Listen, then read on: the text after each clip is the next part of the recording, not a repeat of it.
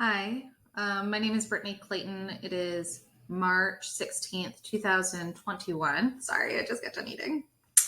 I yesterday started a program called Pathfinder 2.0, and I just completed the first assignment, which was an exercise where you're instructed to lie on your back, be in a dark, room or environment, and you listen to a about 5 minute recording that has you imagining that you're leaving the house, you get in your car, you come up to a busy intersection, and your phone buzzes, you quickly glance at it, and then it gives the sound effects as though you've been hit by a truck. And it explains that you die in a car crash. And so they then set a 3 minute timer and just ask you to pay attention to your thoughts. Like, what are you thinking in this moment? And then you're instructed to record those thoughts. So for the majority of my allotted 3 minutes, I just kept thinking, my kids, my kids, my kids, my kids, my kids, my kids, my kids, my kids, my kids. And I could barely even just like get past just like literally those words, like my kids, my kids, my kids. Eventually I knew like I wanted to try and like break past just like essentially an initial panic, and like actually consider like the exercise a little bit further.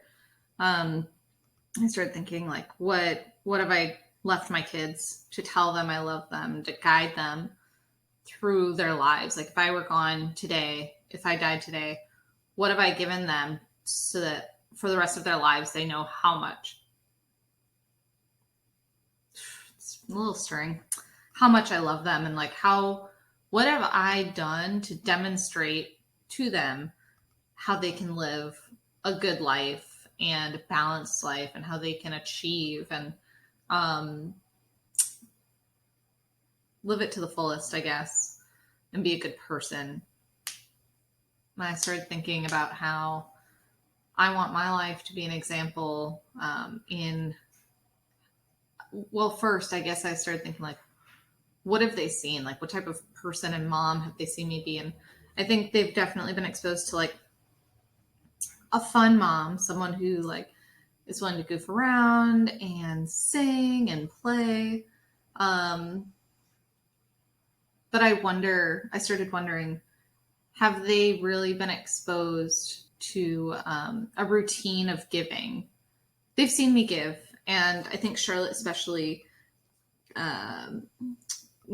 copies that. She takes that same energy to her friends and her teachers. She's very, very giving, and I think that she recognizes that that's something that I value and enjoy doing, but I want them to see it as part of our routine, like it's something that we wake up in the morning and we give, and we make plans, proactive plans on how we're going to give on the weekends. Like, the other thing I started thinking about is growing things. Like, I want to leave things behind that are permanent, that grow. And I don't mean like spiritual growth or mental growth. I mean like trees, like gardens. I would love to physically grow more things in my world.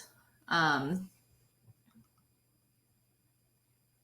I'd like to be associated with that, like all the things that it takes to keep something alive and to grow it and to maintain it for long term. Then it's amazing like what you could squeeze into 3 minutes thinking on all this, because the next thing I thought of was art. Again, like something you're creating that can be permanent, that can be here when you're not, having a legacy of art and growth and giving. And I want to make sure that I have something